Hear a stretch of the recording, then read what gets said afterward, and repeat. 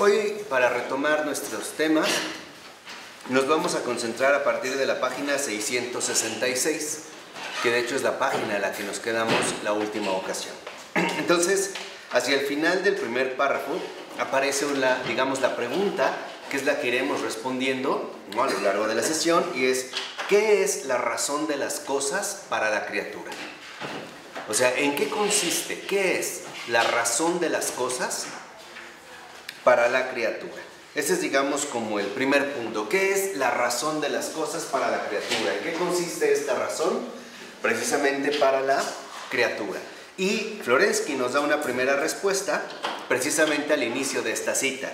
Dice: dado que la razón secundaria derivada no se concibe como existente y actual, sino en la medida en que está enraizada en la razón absoluta, en cuanto se nutre de la luz de la verdad, la razón de las cosas, desde el punto de vista de la criatura, es el acto por el cual la criatura renuncia a su aceidad, sale de sí misma y por el cual encuentra en Dios su fundamento, donde todo su ser se consuma. Entonces, lo primero que aquí podemos notar es que Florensky hace ver que cuando nosotros queremos acceder realmente a la razón de las cosas, cuando nos preguntamos realmente por el ser de las cosas, por esta razón profunda que las define o que las distingue, el primer, digamos, punto central que en efecto Florensky destaca es la autorrenuncia. ¿Qué significa en este primer principio lo de la autorrenuncia? Nos los dice al iniciar el siguiente párrafo el texto. Dice: la razón, el logos de una realidad, en la medida en que se nutre de la luz de la verdad, es el dinamismo de la identidad viviente, el acto de la salida de sí como fundamento de su realidad y su plenitud. O sea, para que nosotros realmente encontremos la razón de las cosas, necesitamos salir de nosotros mismos. Y no querer, digamos, obligar a que las cosas se adapten o se ajusten a nuestra propia capacidad racional.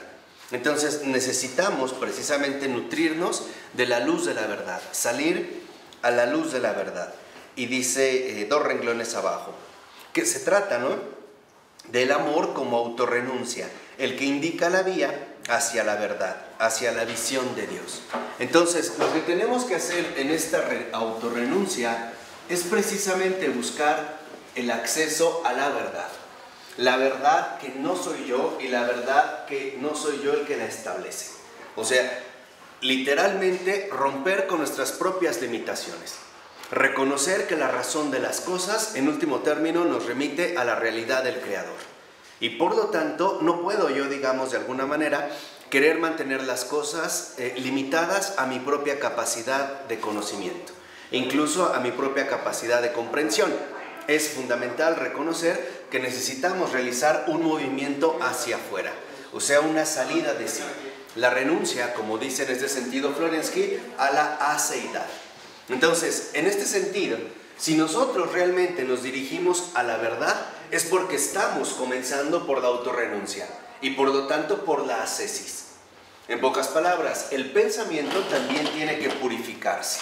¿De qué se va a purificar? De sí mismo, de sus propias limitaciones, de sus propios planteamientos, de sus propias especulaciones, para que en este movimiento de salida, en efecto, nosotros encontremos la auténtica razón de las cosas y no nos quedemos detenidos en lo que nosotros podemos pensar acerca de ellas. La razón aquí, entonces, nos remite a la verdad del ser creado de todas las cosas. Entonces, para ello, lo que tendríamos que reconocer es algo muy básico. Nosotros no somos los creadores de las cosas.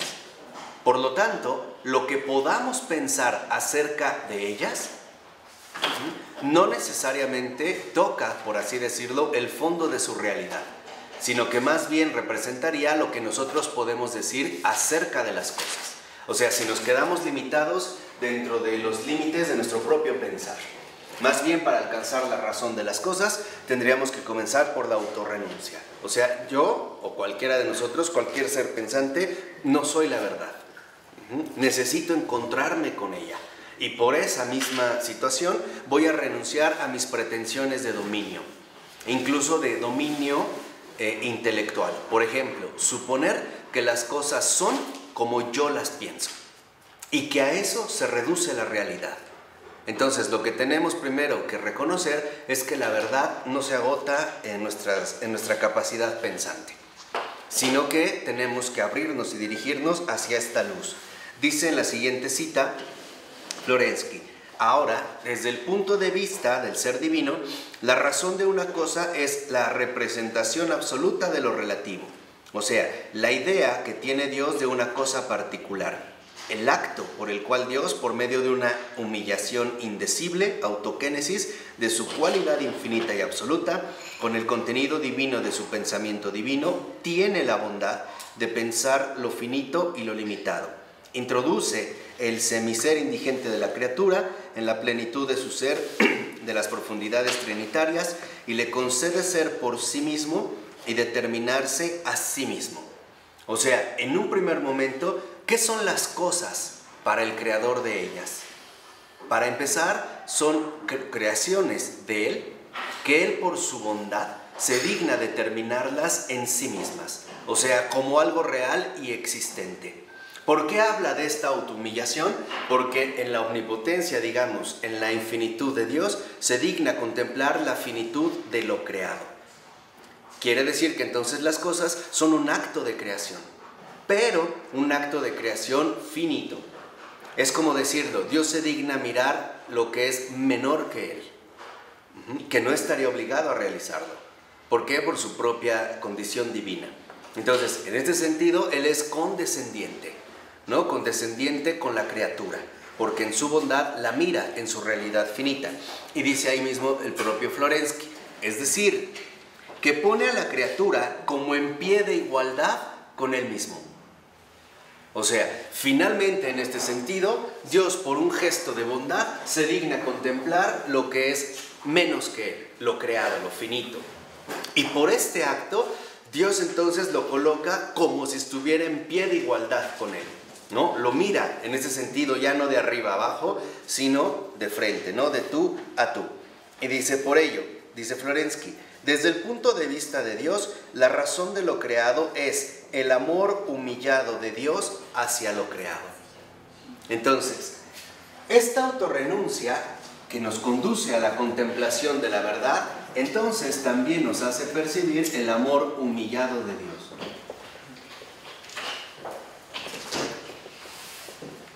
¿Por qué se trata de un amor humillado de Dios? Por la situación en la que Dios se dirige a algo inferior a Él. O sea, sería el paso de lo infinito a lo finito. Y esto constituye un gesto de la infinita humildad divina. En este sentido, reconoce a su criatura en pie de igualdad, justamente a partir de que el mismo amor que Dios es, se humilla, se abaja. En este sentido, para no establecer una especie de dominio déspota con respecto a lo creado. Pero sí hay una clara, digamos, marca entre el creador y lo creado. Entonces, ¿por qué subsiste todo lo creado? Porque el amor de Dios se humilla. Se humilla para que esto finito no quede, vamos a decirlo así, aplastado por el peso de la inmensidad divina. Sería un acto de condescendencia. En la 668, más o menos a la mitad de la cita, vean lo que dice Florensky.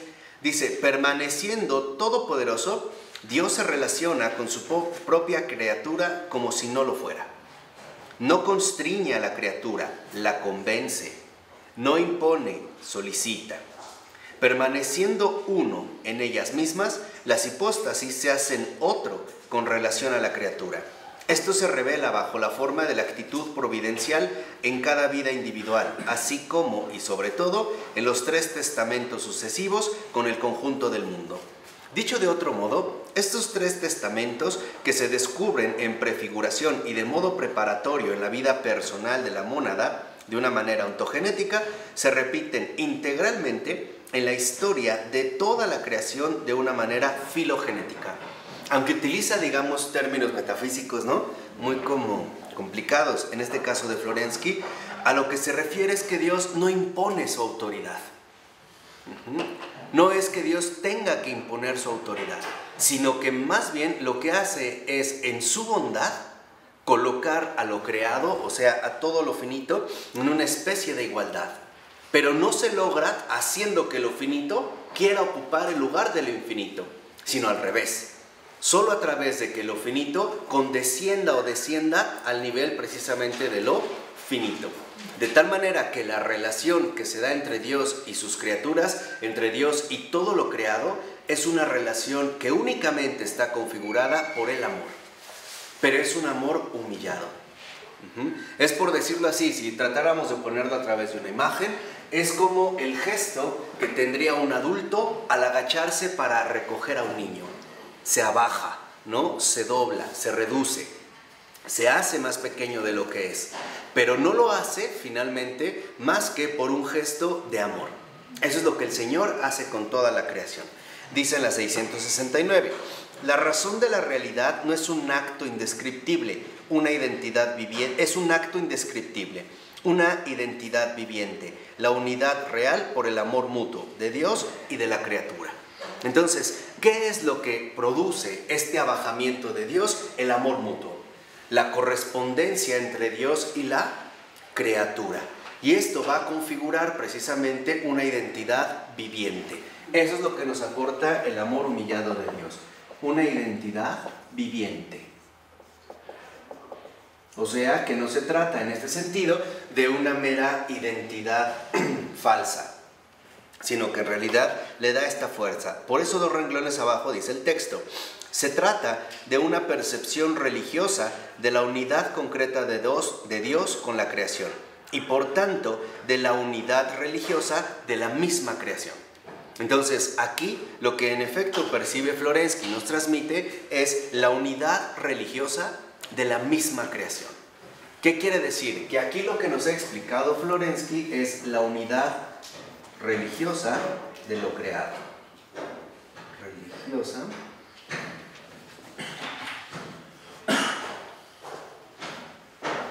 O sea, en pocas palabras podríamos decir, ¿cómo es que se alcanza esta unidad? A través del abajamiento de Dios para poder dirigirse a su criatura. Por ello es que se alcanza literalmente esta unidad. Podríamos decir de otra manera, porque solo el amor es capaz de llenar los vacíos que la criatura no puede cubrir. O dicho de otra manera, lo infinito, lo creado, jamás podría alcanzar la altura de lo infinito. Entonces, lo que hace lo infinito, es decir, Dios, es abajarse a lo finito. ¿Para qué? Como que la abraza. Les digo, como alguien que se agacha a recoger un niño, recoge toda la creación para conformar una auténtica unidad. Y aquí entonces tenemos ya una clave fundamental de la vida religiosa. La auténtica vida religiosa no consiste en elevarnos por encima de nuestra propia condición creada. O sea, la verdadera, en este caso, vida religiosa, más bien, consiste precisamente en consentir el abajamiento divino. No se trata de que nos elevemos a Dios, se trata de que lo recibamos en su abajamiento. ¿Qué significa esto? Que a veces nosotros transitamos más bien por caminos equivocados, queriendo elevarnos por encima de lo que en realidad somos. Lo que debemos hacer, y este es de hecho el desafío para la criatura humana, es consentir el infinito amor de Dios que se abaja finalmente o se dirige hacia la criatura. Entonces, a nosotros en este sentido, para alcanzar esta auténtica unidad religiosa o para unirnos a Dios, necesitamos recibir y por lo tanto consentir en este amor. Porque si no, nuestra vida religiosa podría empezar a verse desviada, de maneras sutiles, pero finalmente erróneas. O sea, suponer que necesito hacer méritos o llevar a cabo muchas cosas como para ser digno, vamos a decirlo así, de presentarme ante Dios. No es así. La verdadera unidad religiosa solo se acepta consintiendo el amor de Dios. Pero esto tiene 2 fases. La primera es reconocer mi finitud.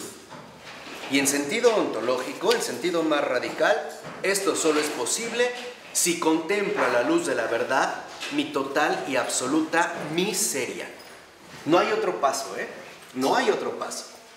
Cuando este paso se ha dado, o sea, cuando realmente yo he contemplado y he aceptado mi real y absoluta miseria, el segundo paso es consentir el amor infinito de Dios que me rescata, en último término, de esta condición miserable para elevarme con Él a una situación de igualdad, que es lo que a veces en realidad no permitimos. O por decirlo de otra manera, ¿por qué a veces no alcanzamos a llevar a cabo, encarnar la unidad con Dios? Porque somos lo suficientemente arrogantes como para no aceptar que lo mayor se haga menor por mí. En otras palabras, por falta de humildad. Por eso, la persona que solo se queda en un aspecto puede decir, es que yo no soy digno de recibirlo. Y es verdad, pero esa no es toda la verdad. Porque no solo es que no soy digno para recibirlo, es contemplar también que Dios se abaja para que yo lo reciba. Y este es el gesto que debemos de contemplar. Dicho de otra manera, la vida religiosa solamente se vive a partir de la unión de estos dos extremos, la miseria y la misericordia. Por eso, por ejemplo, para San Bernardo la cosa estaba clarísima. Consentir significa ser salvado. Eso es todo, no hay más. O sea, consentir a este amor. Confiar plenamente en que este amor supera cualquier miseria, incluida la mía, por supuesto. Entonces, es finalmente apertura a ser rescatado, a ser levantado de mi condición miserable. ¿Por qué? Porque por mis propias fuerzas jamás lo voy a alcanzar. Y dos, si no se lo permito a Dios, nadie más lo puede hacer. Al contrario, lo único que va a ocurrir es que yo me siga hundiendo finalmente en mi propia precariedad, ¿no? En lugar de elevarme, me hundo todavía más. En la 670, en esta nota larga, más o menos unos 7 renglones de que ha iniciado, dice Florensky. Todas las cosas son percibidas como estando interior y orgánicamente ligadas, como estando soldadas entre sí por el libre acto de la renuncia a sí mismo, como siendo un ser íntimamente uno e integral. Brevemente, se presentan todas como un ser pluriúnico. ¿Qué quiere decir? Que la creación entera es una unidad, pero es una unidad que solo se alcanza por la renuncia a sí mismo. Y esto es lo que nos lleva precisamente a la unidad religiosa de lo creado, o sea, la autorrenuncia.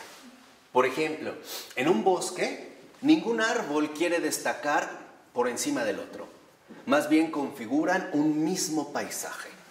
Las hojas renuncian a llevarse toda la atención, renuncian así finalmente para que el todo se manifieste.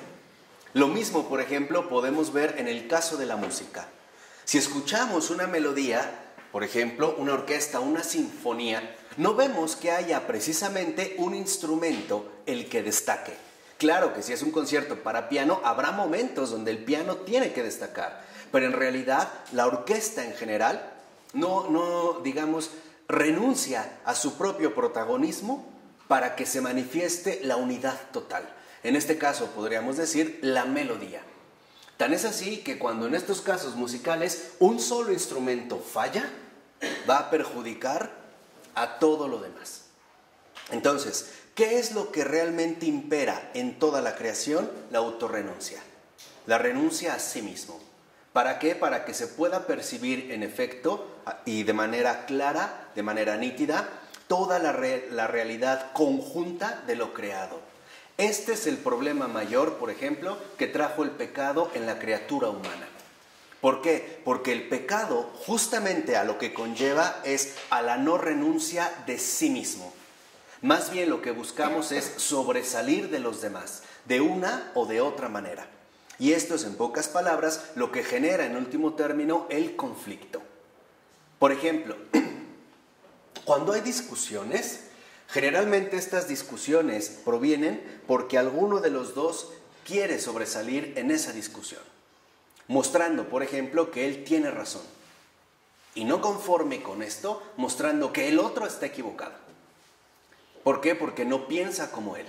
Entonces, la única manera de solucionar los conflictos es a través de la renuncia a sí mismo y contemplar la verdad que nos involucra a los dos en una unidad mucho mayor. Esta es la única manera, por ejemplo, para poder resolver de manera genuina e incluso, digamos, de manera cristiana, los conflictos. ¿Sí queda claro? Sin sobresalir, o sea, sin nada de protagonismos. Reconocer que aunque la otra persona esté equivocada con respecto a mi punto de vista, pero puede estar de manera acertada en una perspectiva diferente, o por lo menos más amplia. O sea, a lo que vamos es muy sencillo. Nunca creer que solo yo tengo la razón, porque la razón es el logos compartido de todos los hombres. ¿De acuerdo? Esto es lo central. Nunca creer que yo tengo toda la razón, porque la razón es el logos compartido por todos los hombres. Entonces, ¿qué necesitamos buscar a este logos? La verdad que está presente de una o de otra manera en todos y cada uno de los hombres. Y por vías, en este caso, diferentes o distintas. ¿De acuerdo? Eso es precisamente el primer paso, ¿no? Para alcanzar la razón de las cosas. Entonces, ¿qué es lo que se ha puesto en juego aquí? Precisamente la unidad religiosa de todo lo creado. Entonces, ¿cómo podemos alcanzar la unidad? ¿Cómo podemos alcanzar la verdadera unidad? A través de la renuncia a sí mismo. Es decir, poniéndose al servicio de una verdad mayor, que nos involucra a todos de una manera muchísimo más radical que la que por separado podríamos nosotros adquirir o en este sentido fomentar. Por ejemplo, en el caso de las relaciones humanas, amistad, noviazgos, matrimonios, etc., solamente pueden tener como base también la renuncia a sí mismos, para ponerse al servicio de esta verdad mayor que a través de todos se irá manifestando e irá adquiriendo cada vez más una forma concreta. O sea, en este sentido, una verdadera realización. En este sentido, en la unidad no tienen cabida los intereses individuales.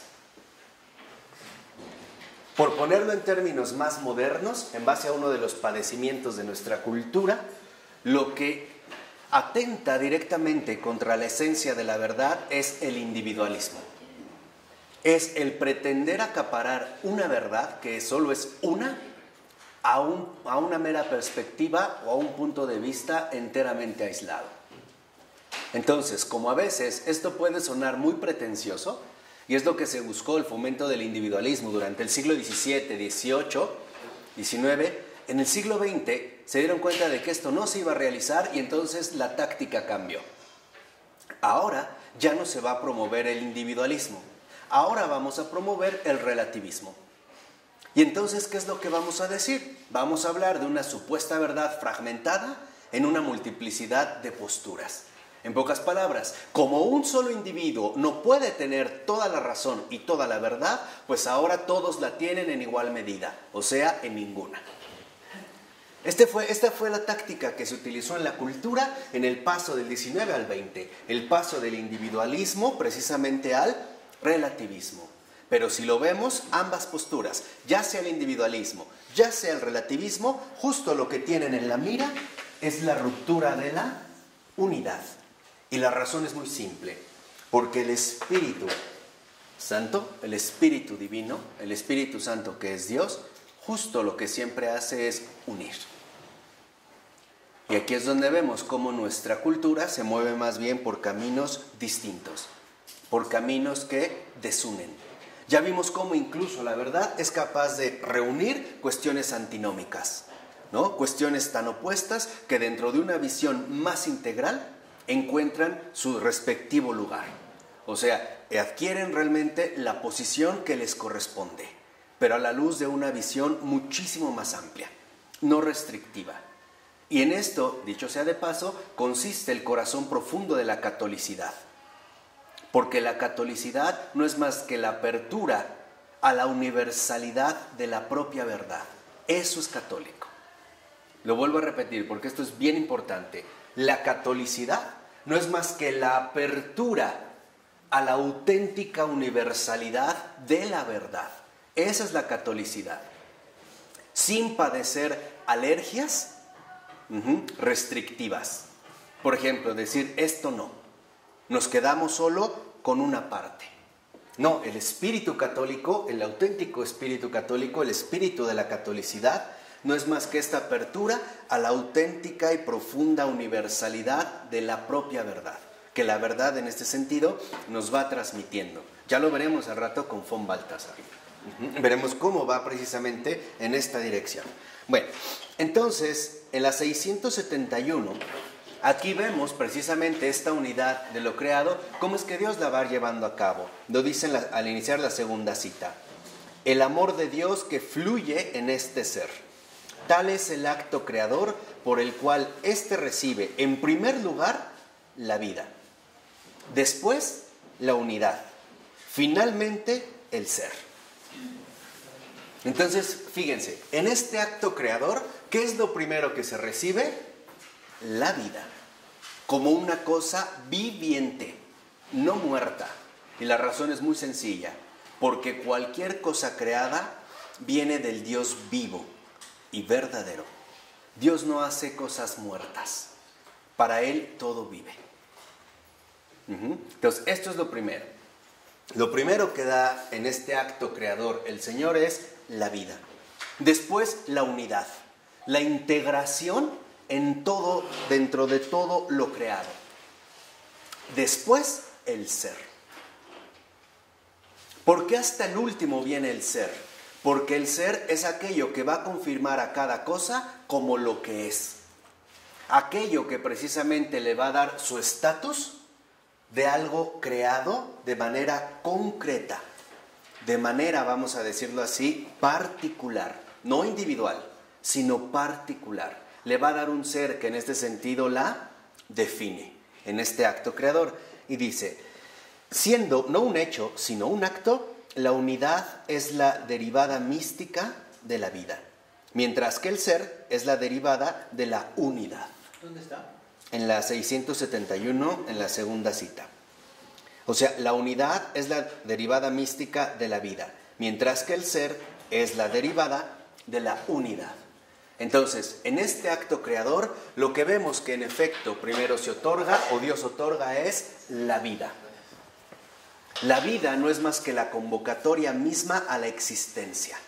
Esa es la vida. Esta convocatoria misma a la existencia en cuanto tal, en su radicalidad concreta. De hecho, no es casual que un filósofo católico contemporáneo como Michel Henry haya dedicado toda su fenomenología a la vida. De hecho, él la llama así una fenomenología radical de la vida, o bien fenomenología material, que ya en su momento hablaremos de ello. Pero lo primero que está dado es la vida. Es el sí de Dios a la criatura. Lo primero que le da es la vida. ¿Por qué? Porque lo esencial en Dios es la vida. Lo primero que Él da es la vida, que es la esencia misma de la existencia. Después, la unidad, la integración en toda su creación. Y finalmente, el ser. El ser lo que va a hacer es distinguir cada criatura, pero a la luz de la unidad de lo creado. En este caso, a la luz de la unidad de la vida divina. ¿De acuerdo? Sé que a lo mejor hemos subido un poco el tono, pero el propio Florensky así nos lleva, porque nos está llevando a la médula de su metafísica, ¿no? Estamos tratando de hacer de la unidad de todo lo creado. Entonces, lo primero, por ejemplo, que nosotros decimos de manera equivocada es, Dios me dio el ser. No es así. Lo primero que me dio es la vida. Después, la integración en la unidad. Me dio la unidad, la comunión con todo lo creado. Y finalmente, me hizo ser de esta manera en particular. Al último. Lo primero era lo más general, la vida. Después, la integración en el orden de lo creado. Al final, mi realidad concreta y particular, diferenciada de todo lo demás, pero finalmente integrada en una misma unidad. ¿De acuerdo? Por eso, 2 renglones abajo dice el texto, cada mónada es uno solo, ¿no? Cada cosa aislada no existe, sin embargo, más que en la medida en que admite el amor divino, porque es por Él, en Dios, por lo que vivimos, por lo que nos movemos y por lo que somos. O sea, cita Hechos 17:28. ¿Qué quiere decir? Que en este sentido, solo admitiendo el amor divino es que alcanzaremos la auténtica existencia. ¿Y por qué? Porque ya lo habíamos explicado en varias ocasiones, porque existir se deriva del éxtasis, salir de uno mismo. De tal manera que si uno se queda atrapado o encerrado en sí mismo, no existe, se destruye, se anula, porque no se abre a la realidad de la propia vida. Y por lo tanto, lo opuesto directamente a la vida en términos subjetivos es la aseidad, el apego a sí mismo. Entonces, el apego a sí mismo no es más que la muerte.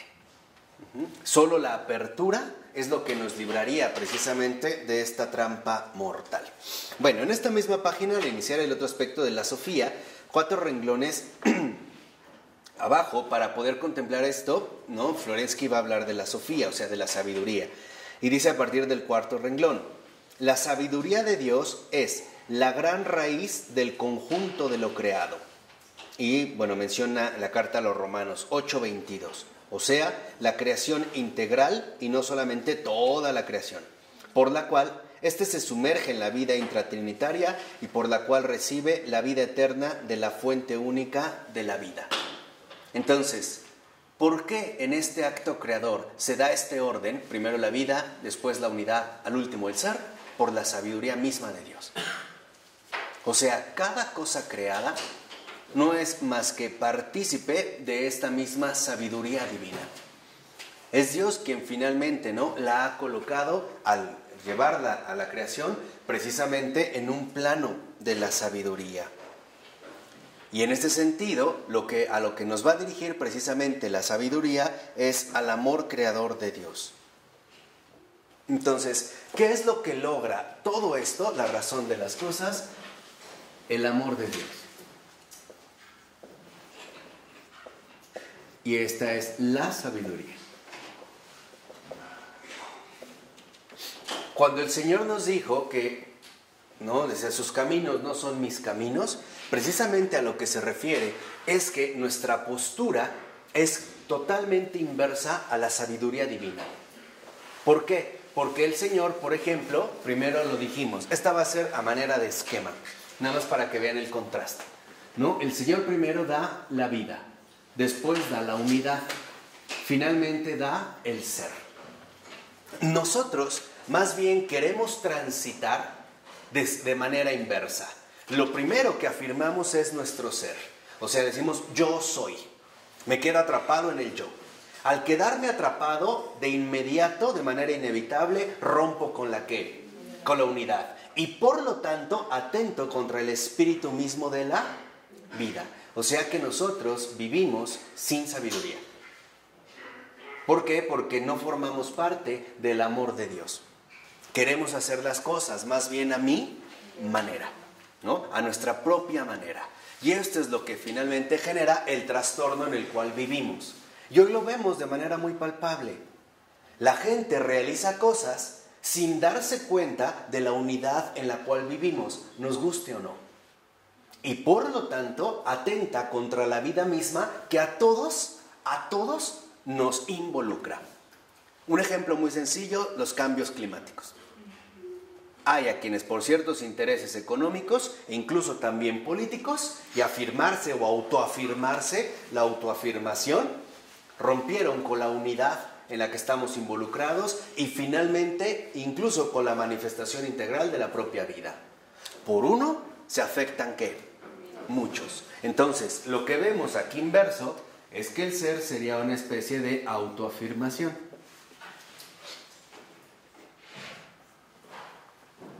Mientras que la verdadera sabiduría comienza por la autorrenuncia. ¿Qué quiere decir? Que invertimos en los términos, ¿no? Nos hemos colocado en una postura equivocada de existencia. Y por eso los problemas se dan de esta manera. Nada más para que ustedes lo contemplen un poquito más. sean ya muy conscientes que cada error que una persona comete afecta a miles y miles. No solo se queda ahí, en realidad se desborda porque transita, fluye alrededor de toda la unidad en la que fuimos colocados y por lo tanto atentará de manera clara contra esta vida. Nada más quiero poner un ejemplo muy sencillo. Si una mujer se enamora realmente de un hombre y el hombre le es infiel, le engañó, le mintió, etc., no solo va a afectar a esta mujer, va a afectar a la próxima pareja, si se anima, de esta mujer. ¿Por qué? Porque esta mujer ya no entraría al 100%. Ya al menos iría dañada por la experiencia previa. Y esto no es justo para el otro. Así empieza la injusticia. Podríamos decir, ¿por qué hay injusticia en el mundo? Muy sencillo, porque un humano falló. Por eso. Y ahí es cierto, por uno pagamos ¿qué? Todos. Y no es que sea injusto, es que en realidad es lo justo si percibimos las cosas dentro de la unidad en la cual de hecho nosotros nos movemos. Así que yo como una vez les comenté, cuando seamos llamados ante la verdad, al encuentro final con Jesucristo, tendremos que dar cuenta de un montón de gente que ni siquiera conocimos, pero afectamos y perjudicamos. Es como una sinfonía. Si yo me desentono, lo que voy a hacer es terminar afectando ¿a quiénes? A todos. Por eso es muy serio tomar en cuenta, la dimensión profunda del error. No solo es que tú te equivocas, es que muchos salen perjudicados, muchísimos. ¿Ahora queda claro? Por eso cuando dicen, es que yo qué culpa tenía, no es que no se trata de culpas, es que estábamos llamados a trabajar, a vivir, a convivir dentro de esta misma unidad. O sea, en este caso, siguiendo finalmente el espíritu que se nos dio. ¿El espíritu de qué? De vida. El pecado lo que hace es romper la estructura.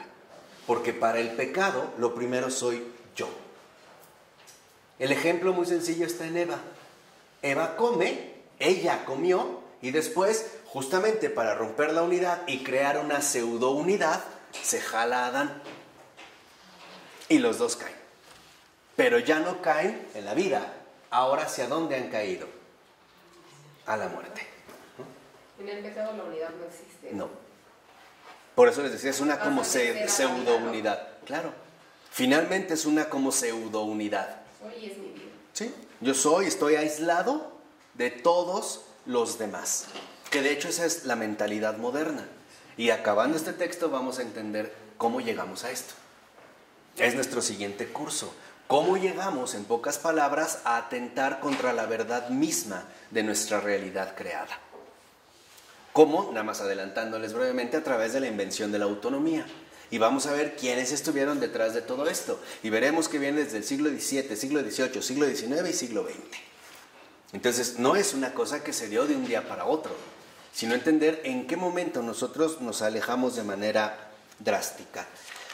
Por ello, entonces, Florensky dice en la 672, a partir del segundo renglón, que se trata, en definitiva, del corazón, del núcleo espiritual de la creación como realidad integral. Del mismo modo que la persona tiene su centro en el corazón, la persona total, o sea, el mundo como criatura, posee también un centro viviente, capaz, decía Florensky, ¿no?, en la carta anterior, de responder al amor. Entonces, en pocas palabras, ¿qué es lo que se espera de lo creado? Que responda a la iniciativa divina. Eso es lo que se espera de lo creado. Entonces, a nosotros no nos toca crear nada. Nos toca responder de esta realidad creada. Y de hecho, precisamente de esta respuesta es de donde se deriva la responsabilidad. En pocas palabras, uno de los puntos centrales que todos tendremos que responder en algún momento es de esta unidad. ¿Realmente viviste para esta unidad? ¿O más bien te empeñaste en destruirla? Acuérdense, hay una disyuntiva, en serio, todos lo vamos a afrontar, todos. ¿Realmente, en pocas palabras, seguías el camino de la vida o más bien te dirigías al camino de la muerte. Eso es, digamos, lo que de alguna manera va a estar de fondo. Eso es, en este sentido, lo que se va a ir planeando. Acuérdense que para Florensky solo hay una sola disyuntiva, o él o yo. No hay término medio. O él, que es Dios, o yo. Entonces, aquí, finalmente, ¿no? Uno de los desafíos que se van a plantear es, ¿realmente fuiste lo que eres? O sea, criatura, ¿o quisiste ocupar el lugar que no te corresponde? Quisiste ser como yo, como Dios mismo. Por eso lo vemos desde, por ejemplo, en la Biblia, como el Señor insiste tanto en ese yo soy. Desde Moisés, ¿se acuerdan de la zarza ardiente? ¿Quién me envía? Yo soy, te manda. En otras palabras, el yo solo le pertenece a Dios. Solo a Él. Por eso les decía, en este desafío, lo que el Señor nos va a decir es, o quisiste ser yo, no como yo, ser yo. Por eso es fundamental que nosotros sí nos tomemos muy en serio esta cuestión de la autorrenuncia. Porque solo a través de la renuncia se conserva y se fomenta precisamente la unidad. Cuando no se lleva a cabo la renuncia y más bien optamos por la autoafirmación, lo único que va a traer como resultado esta autoafirmación es la división. Y por lo tanto el conflicto. Y por lo tanto la lucha. Y por lo tanto la muerte. El pecado siempre divide. E incluso a nosotros mismos. Acuérdense de este pasaje tan impresionante que nos dijo Florensky, ¿no? Cuando Jesús interroga para que veamos de qué se trata al endemoniado y le dice, ¿quién eres? Le responde, soy legión. O sea, soy muchos. Muchos porque estamos completamente fragmentados. Fragmentados porque solamente nos damos a partir de la ¿qué? De la división. Entonces, ¿qué significa esto? Que estamos llamados a trascender la seidad, el sí mismo. A reconocer finalmente que debemos colocarnos en el orden mismo de lo creado, o sea, en la unidad religiosa que de hecho la configura y la sostiene. Por ello va a decir en último término, al iniciar la otra cita a partir del tercer renglón, que el todo no existe verdaderamente más que en la medida en que entra en comunión con la divinidad amor, del ser y de la verdad. En pocas palabras, ¿cuál es la esencia de nuestro ser? La comunión. Y la comunión solo es posible a través de la autorrenuncia.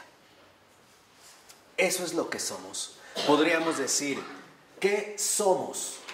Comunión, comunidad, o sea, una común unidad. Eso es lo que somos. De tal manera que entonces, si siguiéramos estos pasos y fuéramos en sentido más radical, podríamos decir que el que no forma parte de esta unidad no es, porque está atentando contra su esencia misma, que es precisamente comunión. Entonces, la base finalmente del amor de Dios y la sabiduría en su autorrenuncia es comunión, o sea, común, porque de ahí se derivó unión. ¿Cómo se logra la comunión? Renunciando a sí mismo. Por eso en el matrimonio hay una indicación muy concreta. ¿Aceptas a? ¿Es lo mismo que renuncias a ti? Esa es la apuesta. Acuérdense, no hay opción, es una disyuntiva radical. O él o yo. No hay términos medios, No lo hay. O él o yo. Entonces, nuestra propia razón de ser no es más que la comunión, o sea, la común unión. Y por lo tanto, estamos llamados a perseverar en lo que somos, o sea, en la unidad misma que nos configura y que nos conserva. Solo así. De tal manera que entonces, los tres aspectos que atentan de manera directa contra nuestra esencia son, primero, el egoísmo. Segunda, la individualidad. Y tercera, la división. En ese orden.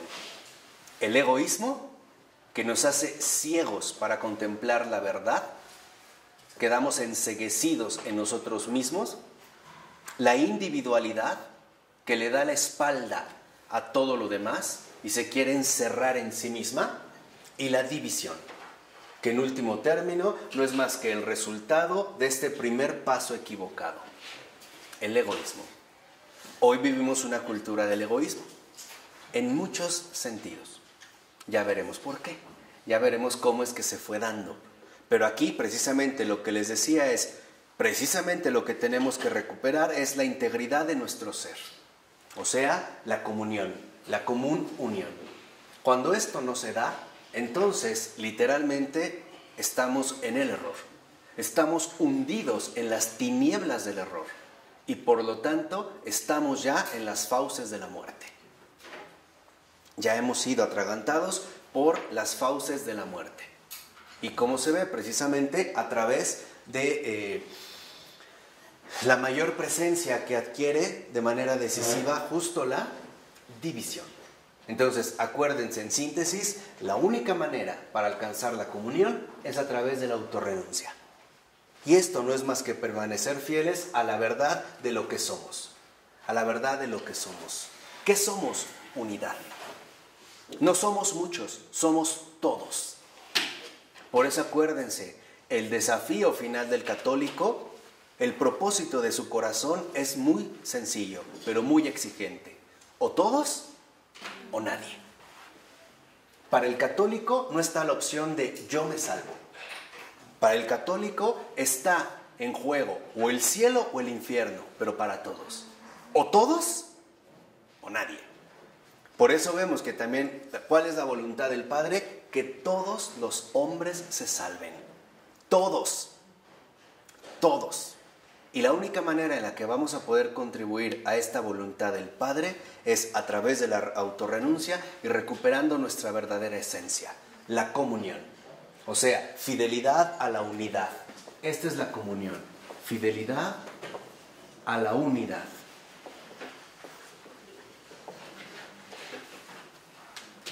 O sea, en términos más accesibles, no es más que fidelidad al amor de Dios, que no divide. De hecho, ese es nuestro único propósito como criaturas. Nosotros debemos de ser los fieles guardianes de la unidad. Ese es el celo por el amor de Dios.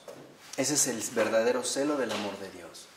No consiste en dividir o matar, sino en mantener fielmente esta unidad, incluso a costa de derramar la propia sangre. No podemos pretender aspirar a ser lo que no somos. No, lo único que tengo que hacer es consentir, recibir la verdad que transfigura todas las cosas. O sea, que yo no soy el protagonista en este mundo. Yo no soy más que un representante de este creador del mundo. Eso es lo único, esa es la perfección espiritual. De hecho, la perfección espiritual no consiste en rezar mucho, tener éxtasis, bilocaciones, nada de eso. Esos son adornos, pueden tener o no tener, no son el centro. El verdadero, digamos, la auténtica vida espiritual consiste en la recepción del amor divino. Esa es la vida espiritual perfecta. Porque para contestar, cuando tú te abres, todo se te dará. Eso tiene que ser bien claro. ¿Sí? Esta es la sabiduría. Entonces, ¿qué necesitamos? Fíjense, habíamos dicho ya, habíamos puesto aquí el nombre de los tres enemigos fundamentales, ¿no? De nuestros momentos. El egoísmo, la individualidad y la división. ¿Cómo se contrarrestan? ¿O cuáles, digamos, serían los aspectos divinos que aquí intervienen? Primera, la autorrenuncia, que es justamente la única capaz de vencer al egoísmo. No es sencillo, pero por eso es una ascética. Es un trabajo de purificación, la autorrenuncia. Y en lugar de la individualidad, la comunidad. Fomentar siempre la comunidad. Y en lugar de la división, más bien la recepción del Espíritu que todo lo unifica. Esto es, digamos, lo fundamental. Porque a veces pudiera ser que pensamos equivocadamente que si me esfuerzo mucho, avanzo mucho. No es así. Debemos de tener claro algo. Sin Dios no podemos absolutamente nada. Y el propio Jesús nos lo dijo. Sin mí no pueden nada. No dijo mucho o poco o casi nada. Dijo nada. Entonces, aquí es donde vemos un aspecto fundamental de la vida espiritual. La esencia de la vida espiritual, o sea, la esencia de la santidad, no está en el poder, está en el querer. Es un simple acto de voluntad. Es decirle a Dios, quiero, como María. Por eso María es la jefa de jefas. Por eso después de Dios no hay criatura que esté por encima de María. Por eso ella es reina de los ángeles, de los santos, de los mártires, de los patriarcas, de todos. Porque en María se condensa perfectamente bien la perfección de la vida espiritual, de la santidad. Es un simple acto de la voluntad. Es decirle a Dios, sí, quiero. ¿Cómo? No sé. ¿Cuándo? No sé. Pero quiero. Por ello no es casual que el gran San Rafael Arnaiz dijera, todo consiste en saber esperar. Recibir y esperar. ¿Ah? Esa es su espiritualidad. Todo consiste en saber esperar. ¿Qué quiere decir? Dejar que Dios obre. Y que obre como Él quiere y cuando Él lo quiere. Esta es la esencia de la santidad. Por eso hoy en día nos hemos desviado tanto de este camino. Porque hemos invertido los términos y suponemos que mientras más me esfuerce, mejor voy a ser. Mentira. Este es un camino falso. Más bien la santidad no es más que una absoluta pasividad. Una recepción completa de la presencia de Dios en mi vida. Y por lo tanto en el mundo entero. Ahora entendemos por qué cuando un corazón humano se abre a la presencia de Dios, o sea, un santo, beneficia al mundo entero. O sea, a esta verdadera ¿qué? Unidad, que nosotros en este sentido llamamos creación. Aquí es donde debemos de entender ahora la síntesis fundamental de la ley. Y nos lo acaba de decir San Pablo. El que ama a su prójimo ha cumplido con toda la ley, de manera plena. Por eso estamos llamados a recibir a Dios, no por mí, por todos. Por todos. Porque si cada uno de nosotros no recibe a Dios en su corazón, todos se van a ver jodidos. Y todos se van a ver finalmente heridos y lastimados, privados de lo que les pertenece y merecen. No es un lujo. Amar a Dios no es un lujo. Amar a Dios es una respuesta. Es corresponder al infinito amor que Dios ha manifestado por toda su creación y de manera muy especial por su criatura. Así que cada persona que no cumple la voluntad de Dios niega la salvación de todos. Exactamente. Exactamente. No es un juego. Ya jugaste. Claro. Exacto. Es que esto es lo que hemos perdido de vista. O sea, ya no entendemos la verdadera profundidad de todo lo que esto implica, de todo lo que esto involucra. Por eso acuérdense, al Señor mismo se lo dijeron. ¿Quién podrá aguantar estas palabras? Son muy pesadas. Se fueron. Los apóstoles titubearon. Por eso voltea a Jesús y le dice, ¿y qué? ¿Ustedes también me van a abandonar? Es lo mismo que les dice ahorita Jesús a cada uno de ustedes. ¿Y tú también me vas a abandonar? Porque vean, en realidad no consiste en lo que vamos a hacer, sino en dejarlo hacer a Él. Todo consiste en saber esperar. Y esto es algo que se logra a través de la autorrenuncia. ¿Y cómo se lleva a cabo la autorrenuncia? Por un acto de fe, a través de la invocación. Dios mío, ayúdame. Te doy el primer lugar. Esa es la santidad. Esa es la santidad. Este es el verdadero núcleo de la santidad. Es el sí a Dios. Y además teniendo claro lo siguiente. Es un Dios bueno, misericordioso, dulce y tierno. Y esto es un hecho. Pero para poder saborear esta dulzura, primero tendremos que quitarnos todas las costras que han rodeado a nuestro corazón. Y eso duele, pero es por un bien mayor. Tenemos que darnos cuenta que en realidad estamos involucrados todos. La razón es muy simple, porque todos hemos sido creados. Y hemos sido creados dentro de esta, finalmente, integración. Vida, unidad y ser. Entonces, ¿qué necesitamos? Vencer la autoafirmación a través de la renuncia. Decir, yo no soy, es Él. Y esto es lo que me lleva de nuevo a quedar integrado en la unidad. Y por lo tanto, a ser verdaderamente luz del mundo. Finalmente, ser seguidor del camino de la vida. Por eso yo les decía que hoy es muy fácil, ¿no? O no vemos las implicaciones que esto tiene y nos tomamos a la ligera nuestra relación con Dios. Pero si realmente nos cayera el 20, que en cada uno de nosotros es de esta relación con Dios dependen todos, al menos creo que podríamos recapacitar más sobre cada acción que realizamos y sobre todo de qué manera estamos respondiendo a este amor divino. Por ejemplo, Dostoyevsky lo llegó a intuir cuando en Los Hermanos Karamazov, ¿no?, hace exclamar a Alyosha, si mal no recuerdo, dice, yo soy responsable de todos y de todo. Y es cierto. Por eso les decía, en algún momento a la luz de la verdad, todos tendremos que dar finalmente, ¿no? Tendremos que responder de todos los demás. Porque esa era nuestra vocación. Estábamos llamados finalmente a realizarnos de esta manera. ¿De acuerdo? Este es lo que Dios piensa sobre nosotros. Esta es la idea que Dios tiene para nosotros. Es la idea que nos conserva en la existencia. ¿Qué piensa Dios de nosotros? El cumplimiento de esta vocación. En otras palabras, la misión. ¿Qué es la misión? La misión no es más que la salvación de todas las almas. Ese es el corazón de la misión.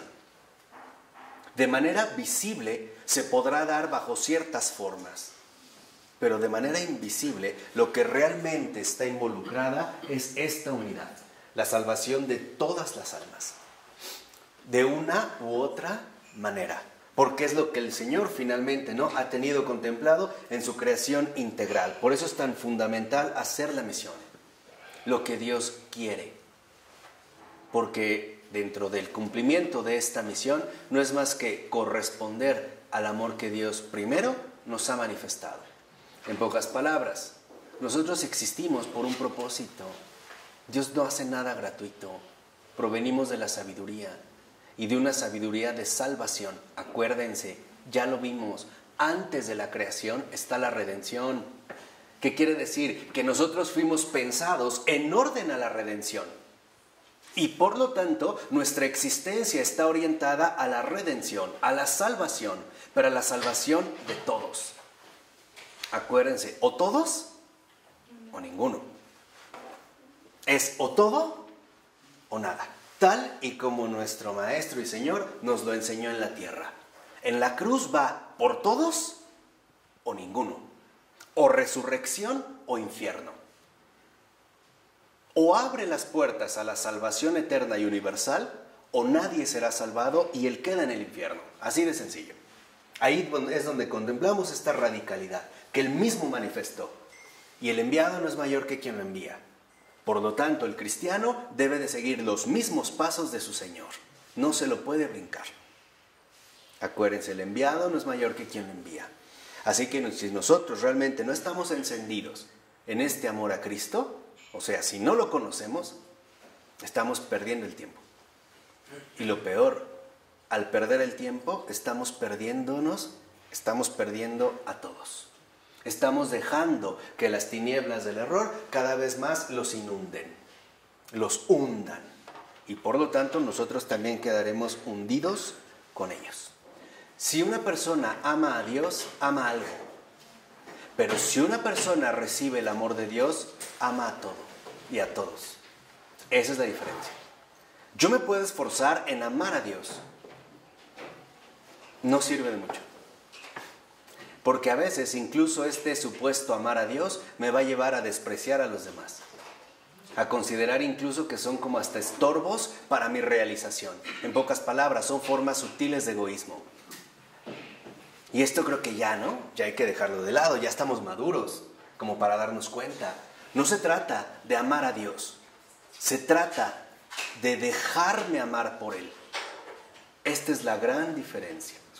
Se trata de dejarme inundar por su amor que se derrama sobre mí día con día. Pero eso es lo que no quiero.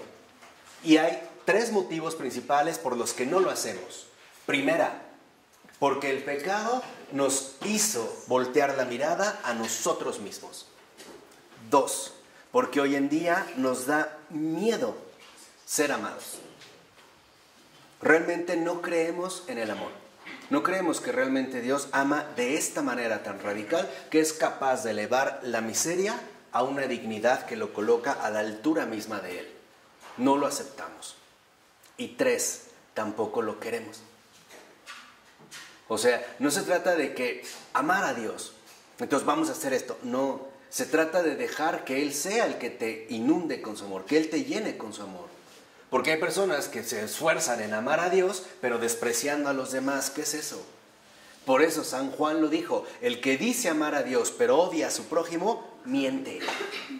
Ahí es tajante, ¿eh? ¿Cómo amó Abraham a Dios?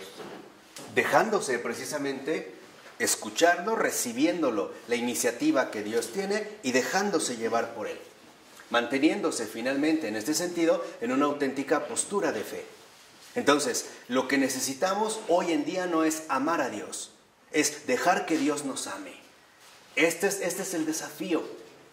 Por eso le decía a Teresa de Calcuta, por ejemplo, tengo sed de almas, tengo sed de que reciban mi misericordia, de que vean cuál es mi infinito amor por cualquier alma pecadora. Tengo sed.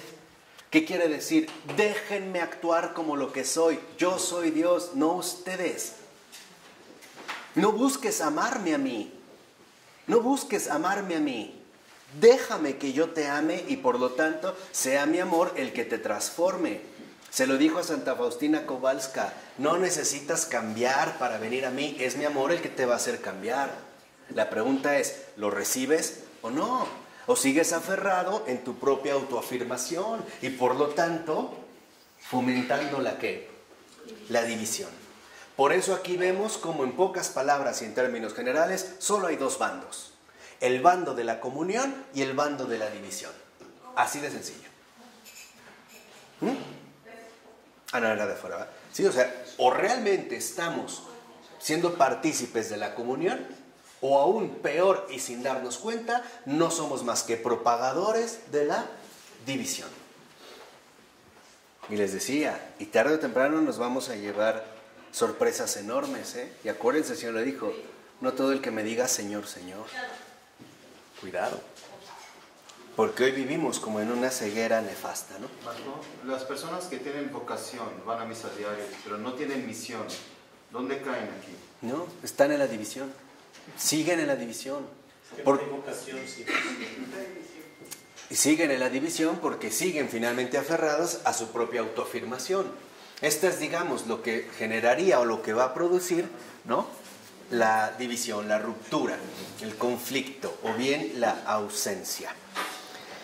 Entonces, ya lo que vemos es en la segunda cita de la 673, dice el libro, por consiguiente, existir significa ser pensado.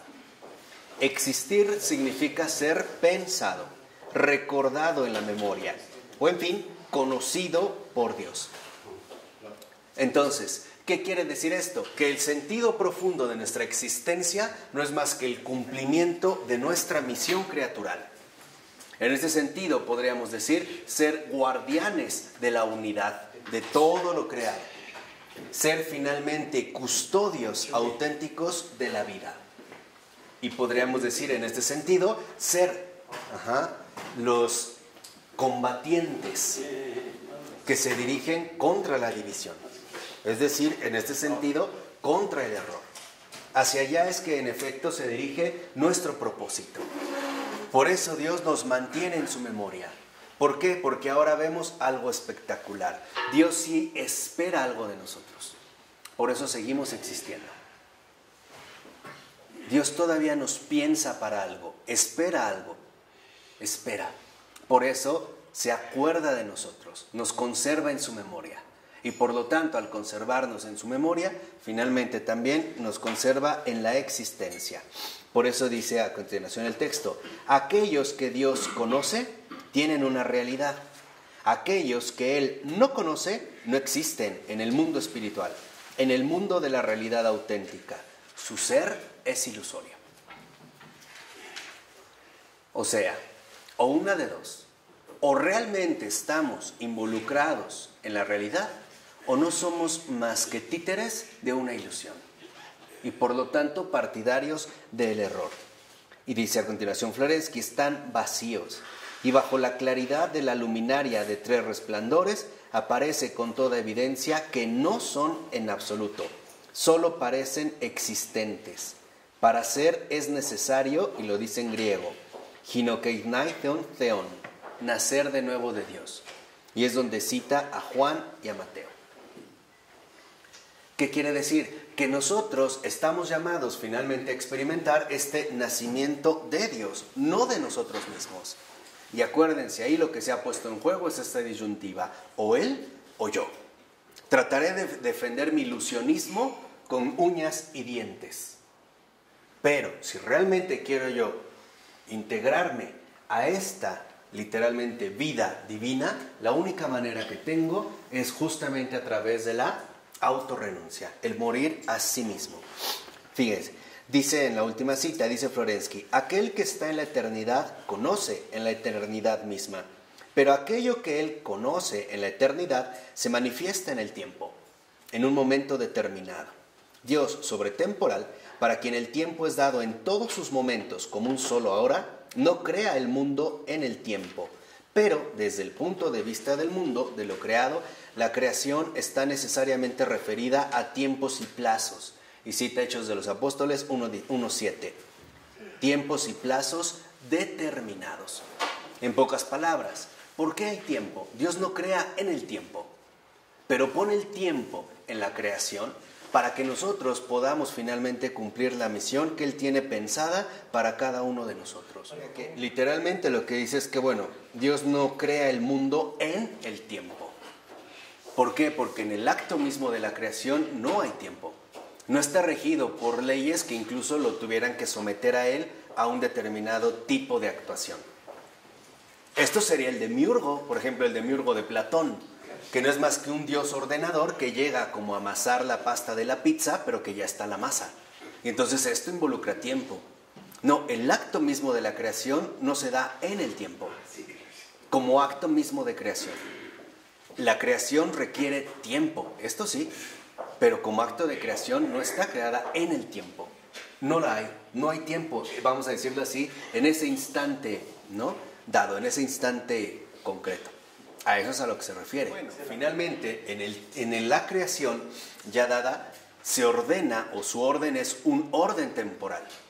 Pero el acto mismo de la creación no está dada en el tiempo. ¿Por qué? Porque en el momento de la creación está llamada o fue convocada a la vida. Después a la unidad, al último al ser. Hasta aquí apareció su realidad de ser, o sea, su ser temporal. Pero aquí no hay esta temporalidad y aquí tampoco. O sea, estamos hablando finalmente del orden mismo de lo creado, como dice Florensky, apelando a Hechos de los Apóstoles, a tiempos y plazos determinados. De tal manera que entonces, precisamente a lo que, digamos, se dirige es a reconocer que fuera de la memoria, lo dice al iniciar el otro párrafo en la 674, o sea, fuera del conocimiento divino, habita el no ser del infierno, aquello que se ha hecho impenetrable a la idea divina, o sea, a su voluntad configuradora. Brevemente, la Sofía es la memoria de Dios, en cuyas profundidades sagradas habita todo lo que existe, y fuera de la cual no subsisten más que la muerte y la demencia. Entonces, ¿qué quiere decir? Que lo que realmente es la muerte no es más que el olvido de Dios. desde Él, de Él. Ya no es una idea que Él recuerda, ya no es algo que conoce. Es algo que Él ahora precisamente desconoce, lo rechaza. Ya no es, digamos, una aceptación dentro de esta misma conservación precisamente de la existencia. Por eso lo que podemos ver es que en este sentido, si nos vamos a la última cita de esta página, dice: preocupado por la especulación teológica, Bizancio consideraba la Sofía bajo el ángulo de su contenido filosófico y dogmático. La Sofía es esencialmente a sus ojos un objeto de contemplación. O sea, lo ven finalmente como una idea, ¿no? En términos más filosóficos. Dice: en lo que respecta a nuestros ancestros que habían recibido de Bizancio fórmulas dogmáticas ya preparadas, se entregaron a la obra espiritual y a la incorruptibilidad, se inflamaron por la pureza y la santidad del alma individual.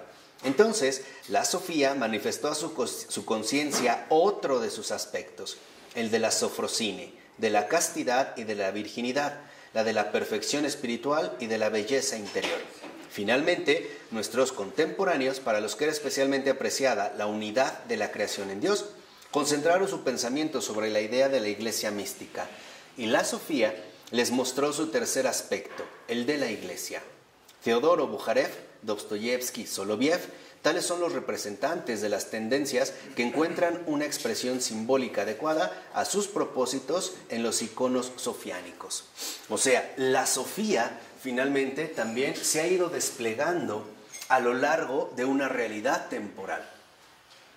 Y esta es, digamos, como una intuición fundamental que también va a compartir con John Henry Newman. La verdad para la criatura lleva tiempo, tanto para manifestarse como para asimilarse. No es algo que se logra de manera instantánea, se lleva finalmente tiempo.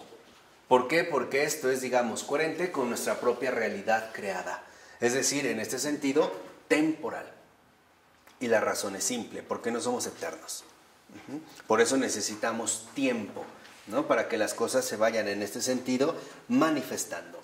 Lo que está diciendo finalmente en este sentido Florensky es que la Sofía, el amor de Dios, es decir, la sabiduría, se ha manifestado en este sentido dentro de tres ámbitos. Primera, la fe; después, la esperanza y la caridad. En plazos determinados, desde el punto de vista de la realidad criatural, es decir, en el mundo. Es algo que en efecto ha ido adquiriendo cada vez mayor, en este sentido, preponderancia. ¿Por qué habló de los inexistentes, de los muertos, así, los que no han existido? ¿Quiénes son los? No, los que ya, digamos, son inexistentes son los que viven en el infierno, los que ya poseen su no ser. ¿Por qué? Porque ya no forman parte del pensar de Dios, de su conocer. Aquí, en el mundo. No, está hablando ya de esta cosa, digamos, del no ser del infierno, donde solamente se da la muerte y la demencia. ¿En el infierno o De en el ellos. mundo? No, en el infierno, de los inexistentes. O sea, ya no forman parte, vamos a decirlo así, precisamente de ese pensar creativo que lo sostiene en la existencia misma. Con los inexistentes son aquellos que ya no forman parte finalmente de esta comunión y por lo tanto de la vida, ¿no? En general. O sea, finalmente, ¿no? Los que han quedado, vamos a decirlo así, en otro ámbito distinto. Viven muertos. Fuera, es que no viven. Exactamente, esos son los huesos del profeta Ezequiel. Sí, o sea, no viven, ya no forman parte finalmente de la vida, están en la muerte y la demencia. Entonces, fuera de Dios, uno no vive, está muerto. Por eso dice Florensky, de manera... Sin morir. Está muerto sin morir. Dice, por eso lleva aparentemente o de manera ilusoria una vida, pero en realidad no existe. Por ello, si lo vemos en la segunda cita de la 675, dice el libro: el vuelo de la contemplación teológica, la obra ascética de la pureza interior y la alegría de la unidad universal, esta triple vía de la fe, de la esperanza y del amor, aparece fragmentada por la conciencia del hombre en momentos diferentes de la existencia. No adquiere su unidad más que en el Paráclito. Pero no debemos olvidar que la fuerza y el sentido de cada uno de estos momentos no reside sino en esta unidad. Solo una vez que se ha superado la racionalidad carnal es cuando aparece como una cumbre coronada de nieve, traspasada por la sombra azulada del amanecer, la columna y el fundamento de la verdad.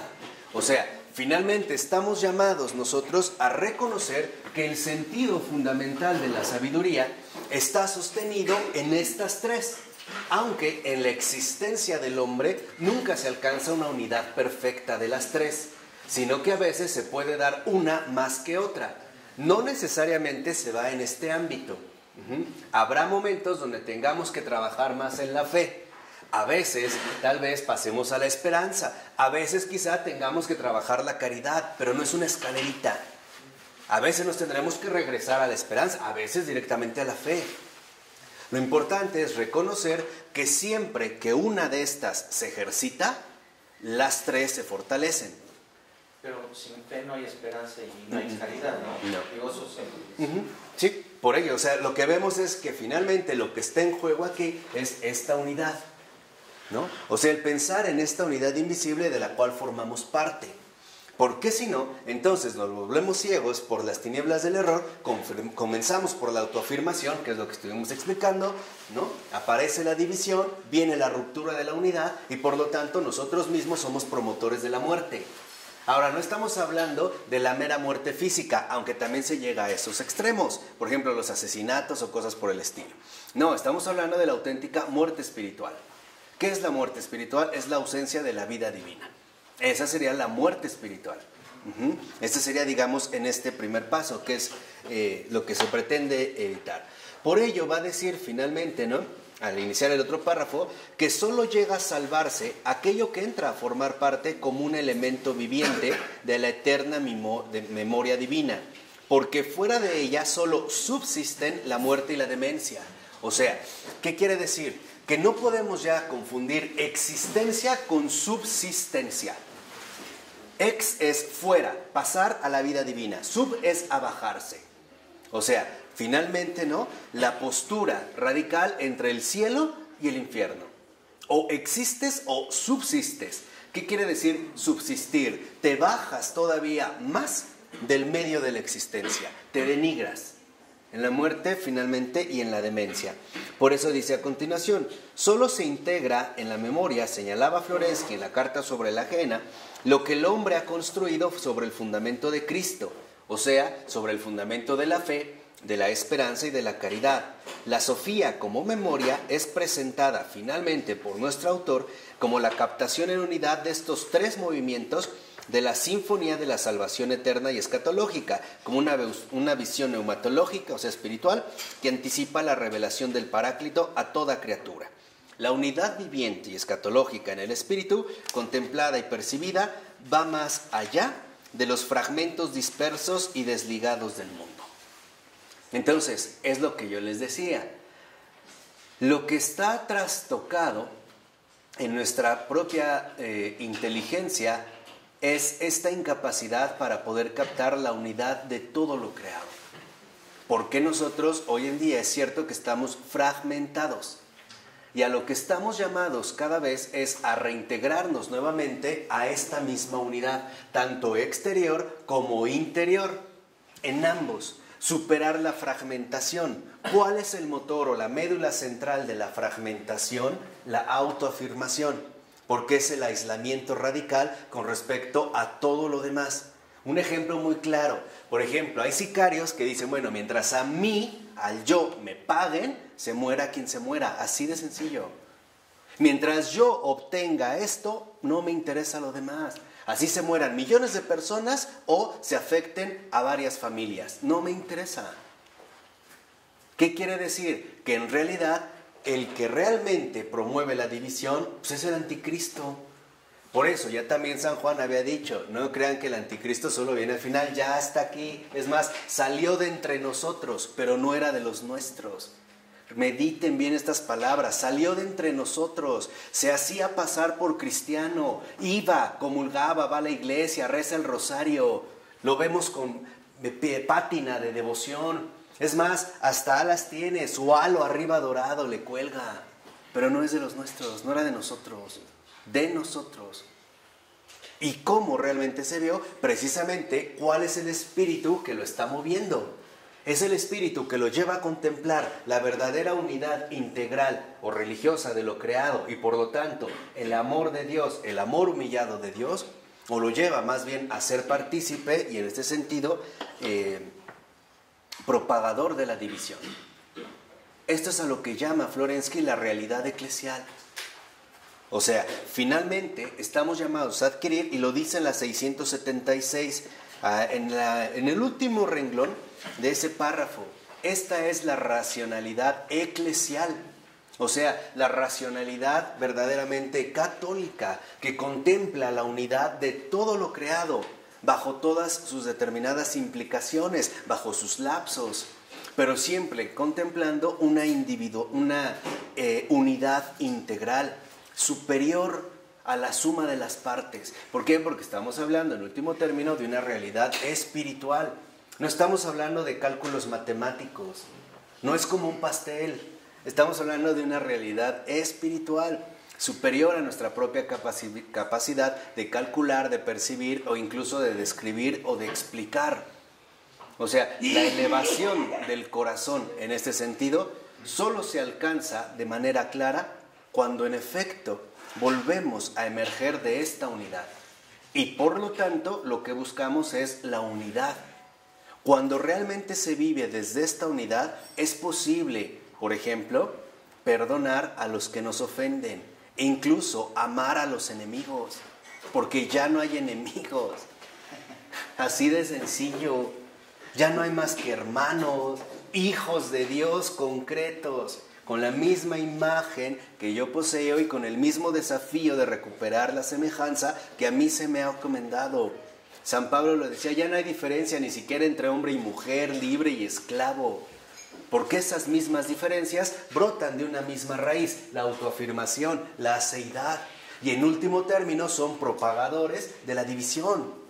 Hay que pensar que ahora somos uno en Cristo y por Cristo, de tal manera que para sintetizar, el que se toma en serio a Cristo, se toma en serio a todos. Así de sencillo. El que realmente se toma en serio a Cristo, se toma en serio a todos y a todo. Porque sabe que en Cristo está condensada la creación entera. Y ahí es donde tiene este preciso sentido. Este es el llamado finalmente a la catolicidad. Por ello, en esta conclusión sobre la memoria divina, para acabar el capítulo... Dar una definición de la memoria divina, se me olvidó qué era. La memoria divina es esta actividad creativa que nos mantiene en la existencia de Dios. Es, digamos, no es el pensar, sino la memoria, el recuerdo, que lo explicó en el caso humano, como aquello que realmente nos otorga la permanencia continua en la vida, la unidad y en el ser. Esa es la memoria divina. Ahora, cuando esto se alcanza, entonces, en este sentido, ¿no?, la fuente profunda de la existencia y de la vida, lo dice más o menos unos 5 renglones de que he iniciado este párrafo. Ahora, cuando realmente se ha encarnado esta Sofía, lo primero que menciona Florensky es el Padre el que ha entregado el mayor regalo, la capacidad de ver en todo la belleza. Esta es la captación profunda de la belleza, o sea, la presencia de Dios. Cuando se alcanza esta unidad, esta contemplación de la unidad, superando la división, entonces uno contempla la belleza. O sea, finalmente, en este sentido, la presencia de Dios. Ahora, ¿quién es en este sentido el Padre? Pues el Padre espiritual. Por eso dice, pero el Padre espiritual es solo testigo y mediación del Padre, que en Jesucristo ofrece el don de la vida nueva en el Espíritu. Esa es la visión sofiánica. O sea, aquí viene el otro aspecto central. Así como hablamos de la responsabilidad, aquí vemos otro de los atributos fundamentales de la vida cristiana, la paternidad espiritual. Estamos llamados a ser padres espirituales. ¿En qué sentido? En promover y ayudar a que los demás también alcancen esta visión sofiánica, la contemplación profunda del amor de Dios. Y por lo tanto, como aquí decía, ser solo testigos y mediación de este Padre. O sea, también estamos llamados finalmente a dar a luz estos hijos de la luz. ¿Cómo? Ayudándolos finalmente en este parto, en este tránsito que va de las tinieblas a la luz. Y no llevarlos a la oscuridad que va de la luz a las ¿qué? A las tinieblas. Esos son los hijos de las tinieblas. Ya lo habíamos visto. Adrián von Speyer también nos los mencionó. También están los trabajadores de Lucifer. Así de sencillo. Los que van de la luz a las tinieblas, de error en error, de tropiezo en tropiezo. Pero ya dijimos, donde cae uno, van a caer ¿qué? Muchos, miles, todos. Finalmente nos veremos afectados. Es como un lago. Si en un lago de agua cristalina yo dejo caer una piedra en el centro, esto genera ondas. Y estas ondas van a ser más intensas mientras más cercanas sean del impacto. Pero las ondas van a recorrer todo el lago, aunque al final no se vea. Entonces, por eso generalmente el maligno, y más en estos tiempos, busca atrapar en sus redes a líderes. Porque sabe que si se concentra en un líder y este líder cae, este solito arrastra a muchos. Así de sencillo. ¿Ha visto en este sentido de dimensión espiritual que donde uno cae, caen todos? Caen muchísimos. Y donde uno se eleva, también ¿qué? Se elevan muchos. Esta sería la paternidad. Por eso lo dice en la nota 125, que el sentido, dice Florensky, de la verdadera paternidad es por el contrario el dar la vida. O sea, estamos llamados a dar vida a los demás, a que se integren a esta vida. Dar a Cristo es dar la vida, es dar vida al otro. Eso es dar vida, es dar a Cristo. ¿Ah? Claro. Pues estas son las exigencias fundamentales, las necesidades profundas de la iglesia contemporánea. Dar a Cristo, no dar la muerte, no dar la división. Dar a Cristo en esta plenitud de vida. Este es el sentido de la verdadera paternidad. Y dice, significa ofrecer a otro el espacio para que sea el mismo, en la libertad. O sea, ¿qué estamos llamados a realizar hoy en día? La liberación de las almas de las tinieblas del error. De ahí, pero ¿cómo puede un ciego guiar a otro ciego? ¿Cómo puede alguien llevarnos al amor de Dios si está atrapado en su autoafirmación, en su propio ser? ¿Cómo puede? En realidad no es más que un partidario de la muerte, y lo peor, ni siquiera él lo sabe para quién ha trabajado. Pero al final, en el momento de la confrontación con la verdad, algo sí les puedo asegurar. El maligno le va a decir, este es mío, este trabajó para mí. Ahí están los frutos. Y a ver con qué cara responden. Pero un pecador sí puede ayudar a otro pecador. Claro. Pero estamos hablando aquí ya, digamos, de esta dimensión espiritual. O sea, estamos llamados a dar vida. O sea, a dar a Cristo al otro. Yo soy el camino, la verdad y la vida, en este mismo tránsito. Dice Florensky, padre e hijo, independientemente del sexo y de la edad física de las personas en cuestión, son, en el campo espiritual, metáforas que expresan una relación.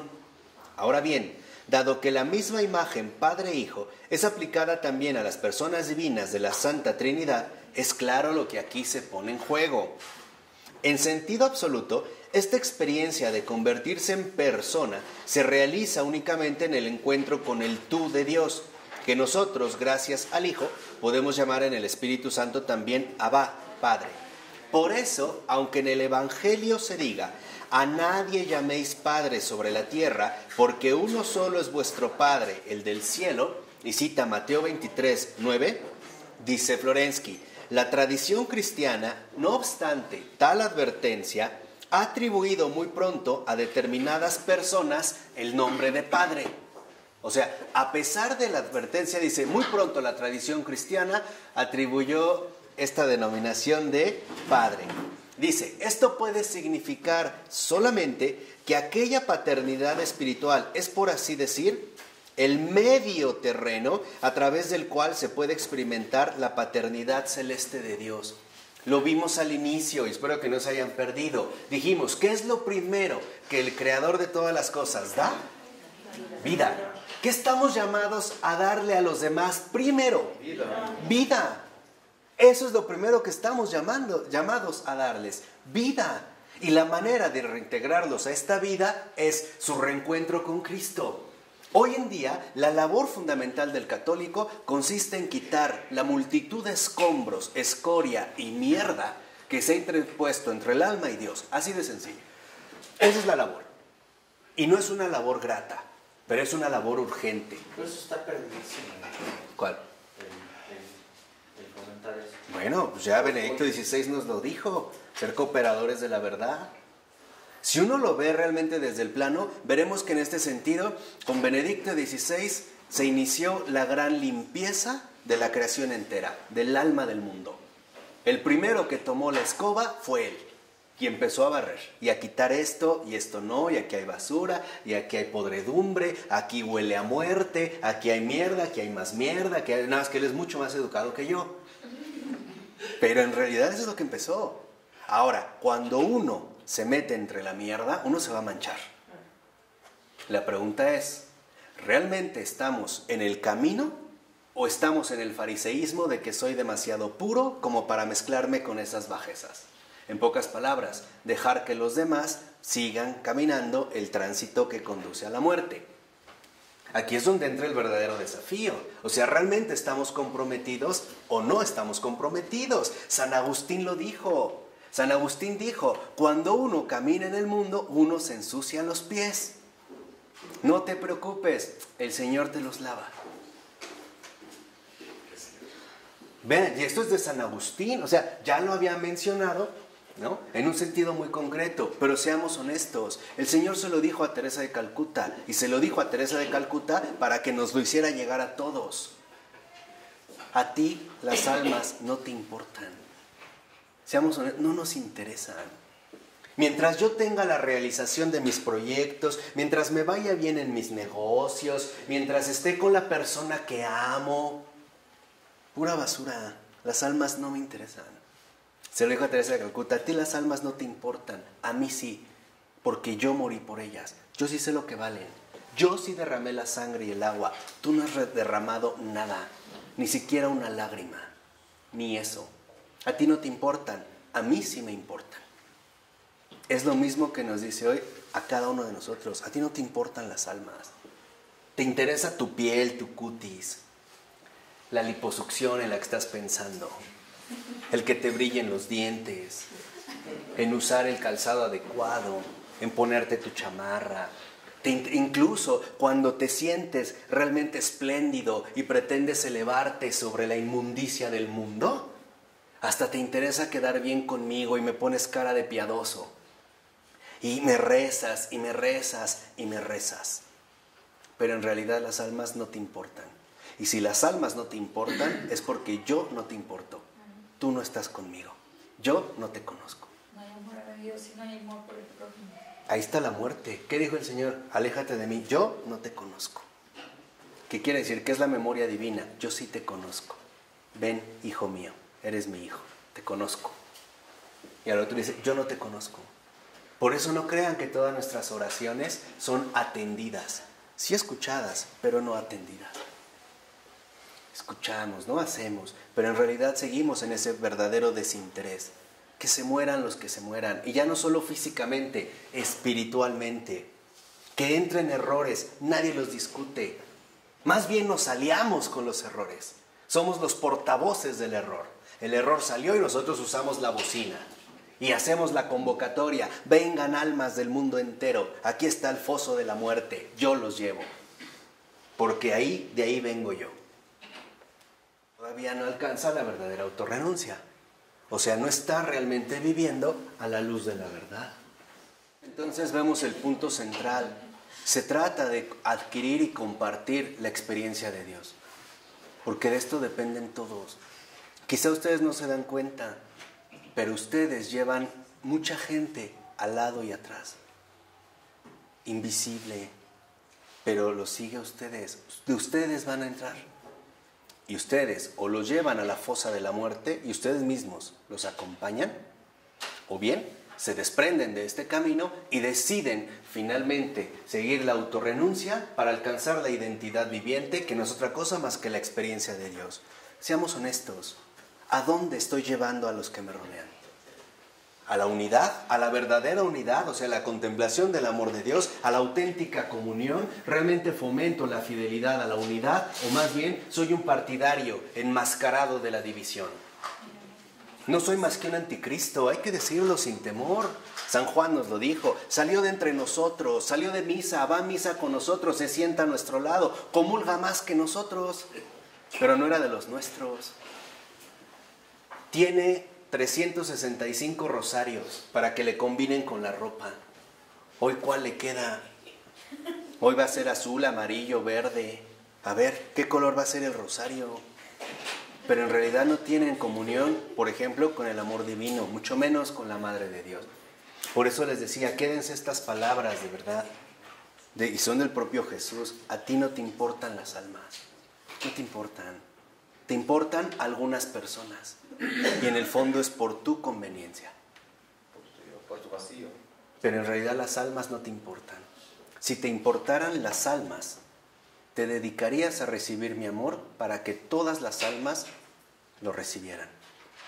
De hecho, hoy en día es como si el Señor te dijera, yo te acuso de privarle mi amor a las almas.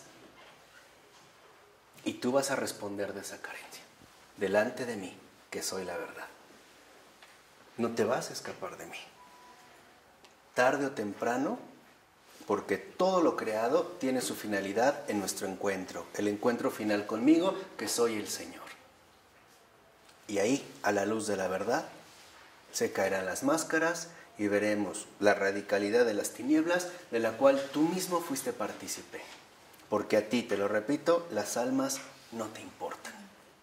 Si yo fuera padre y tuviera 8 hijos, y en una subida a una montaña se me cayeran 3, y bueno, los intentaron salir, pero se cayeron, diría, bueno, pero nosotros nos salvamos.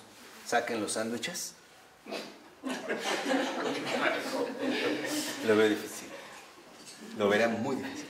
Por eso les decía aguas, porque hay sutilezas bien finas. Hay algo que queda muy, muy claro. Yo sí creo que algo queda muy, muy claro. Oh, está bien, ¿no? Pues ya me encendieron, pues ya. No me callan, ¿no? Pero a ver, otra cosa, o sea, si realmente esto fuera, yo creo que es preferible decirle al Señor, ojalá se lo digamos de corazón, Señor, si no todos se salvan, merezco el infierno. Así de sencillo. Y si me condenas, eres justo. De verdad.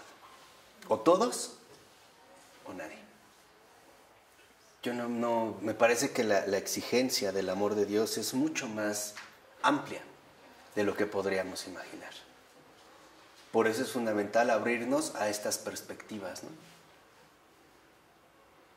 Yo a veces pienso qué difícil sería para un alma realmente gozar la dicha eterna sin egoísmo, sabiendo que uno de sus hermanos no se salvó. Yo no sé cómo se podría estar en paz. Y que tu padre está muy triste, ¿no? Pero tenemos muchos sándwiches, ¿no? Ok, vamos a dejarle aquí. En nombre del Padre, del Hijo y del Espíritu Santo. Amén.